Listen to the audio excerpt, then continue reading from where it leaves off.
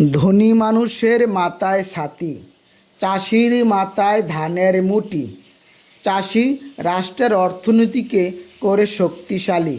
রোদে চাষির মাথার চাকুনি পুড়ে পুড়ে যে চাষির দেহ, তবুও চাষি বলে, ধান যে আমার প্রাণ, ধান দিয়ে বাঁচাই আমি শত মানুষের প্রাণ। বৈশাখ মাসের মধ্য দিয়ে চাষি মাঠে করে খেলা, সব মানুষ চাষিকে করে অবহেলা। করিব না অবহেলা, চাষির দয়ায় বাঁচি যে মোরা।